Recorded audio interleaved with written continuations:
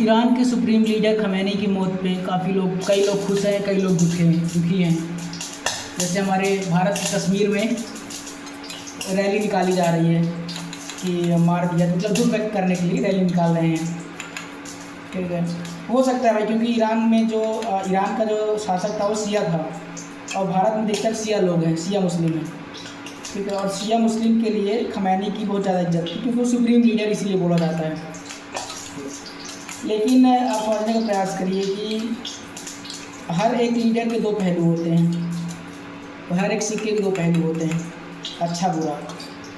खमैनी को लोग बाग अच्छा बोल भी सकते हैं, अच्छा मुस्लिम लोग इसलिए बोल रहे हैं क्योंकि वो अमेरिका या फिर इज़राइल के दबाव के आगे नहीं झुका, वो हथियार नहीं डाले, लगातार युद्ध करता रहा है, संघर्ष करता रहा। लेकिन वहीं अगर देखा जाए तो जो ईरान में उसने किया इस्लामिक क्रांति होने के बाद, उसको भी आप जस्टिफाई नहीं कर सकते हो। उसने वहाँ पर शरिया कानून लागू कर दिया, महिलाओं के अधिकारों का पूर्णतः हनन किया, उसने पूर्णतः हनन महिलाओं के अधिकारों को किया। लेकिन इसके बाद ही समझिए महिलाएं उसका सपोर्ट कर रही हैं, महिलाएं उसके मरने पे दुखी हो रही हैं। It's like chicken supporting KFC। या फिर भारतीय महिलाएं, फिर कहें हिंदू महिलाएं अगर ब्राह्मणवाद को सपोर्ट करती हैं, मनु को बोले मनु हमारा देवता है। तो अब समझिए कि ये हमेशा ये होता है, धर्म जो होता है ना, धर्म लोगों को ऐसे ब्रेन वॉश करता है कि वो उनको सच दिखना बंद हो जाता है। कि धर्म की नीति रही है, ये हमेशा से, आज से नहीं है, बहुत पहले से रही है कि धर्म आपको अंधा कर देता है। इसीलिए मार्क्स ने बोला था कि धर्म एक तरीके की अफीम है कि लोगों को चटा दो और लोग सवाल करना बंद कर देंगे। ये धर्म का मेन मोटिव रहा है, तो वही हो रहा है। लेकिन अगर कुछ लोग इसको सपोर्ट कर रहे हैं, कुछ लोग खराब भी कह रहे हैं। ईरान में अगर सुप्रीम लीडर की मौत हुई है तो आप इसके ये नहीं कह सकते हो कि अमेरिका बहुत अच्छा कर रहा है। अमेरिका हमेशा से घटिया रहा है, अमेरिका के ऊपर आप कभी विश्वास नहीं कर सकते हो। अभी हाल ही में उसने क्या किया, वेनेजुएला में सरकार थी, उस सरकार को गिराकर उसका जो प्रमुख था मादुरो, वहाँ पे अपना पूरा क्रांति वो किया, हमला किया और उसको पकड़ लिया।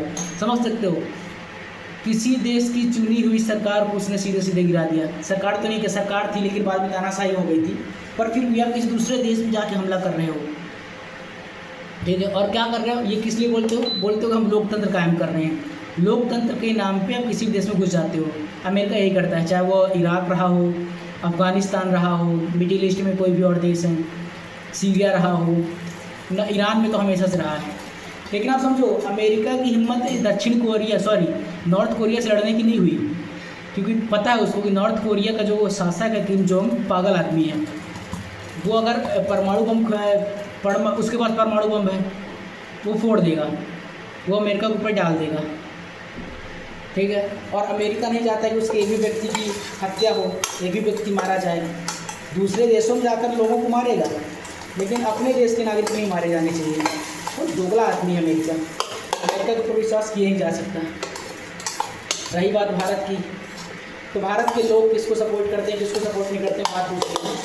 लेकिन अगर प्रशासनिक रूप से देखा जाए तो भारत और ईरान के रिश्ते बहुत पुराने हैं, ये आज से नहीं है,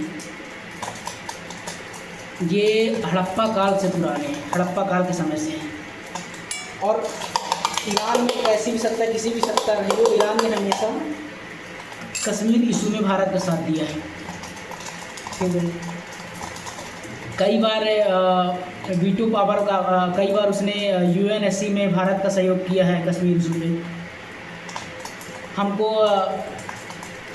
मिडिल ईस्ट में जाने का एकमात्र रास्ता जो है सरल तरीके से, वो है चाबहार बंदरगाह। ईरान के थ्रू अपन तुर्कमेनिस्तान, कजाकिस्तान वहाँ तक जाते हैं, रसिया जाते हैं। दूसरा रास्ता होगा वहीं से अपन यूरोप भी जा सकते हैं, तो चाबहार बंदरगाह था। ठीक है, चाबहार बंदरगाह था, शायद अब नहीं रहा, क्योंकि जो हमारी करंट गवर्नमेंट है वो पोलराइजेशन पर ज़्यादा ध्यान दे रही है, अमेरिका और इजराइल के चक्कर में ज़्यादा पड़ रही है। तो समझो, इजराइल के साथ रिश्ता हमारा पहले भी ख़राब नहीं था, इजराइल को सबसे पहले हमने ही मान्यता दी थी।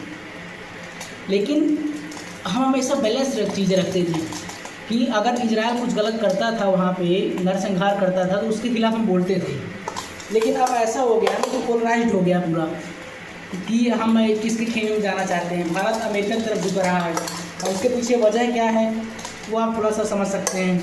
मोदी जी, अडानी, एस्टेन फाइल, ठीक है, आप उसको थोड़ा सा डॉट को करेक्ट करिएगा।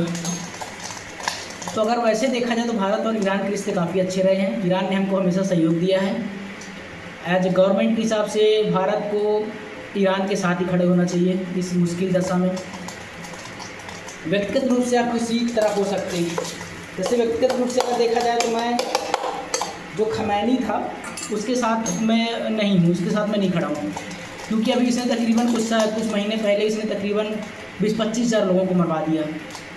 वो ह्यूमन राइट एक्टिविस्ट थे, वो अपने अधिकारों की मांग कर रहे थे, महिलाएं थे, लोग पुरुष थे, सब थे, उनको मरवा दिया भाई उसने। ठीक है, तो ये भी एक तरीके की तानाशाही है। तुम्हारे खिलाफ अगर कोई आंदोलन कर रहा है तो आप उसको मरवा दे रहे हो। ठीक, तो अब हो गया, जो जैसा किया वैसा फल पाया।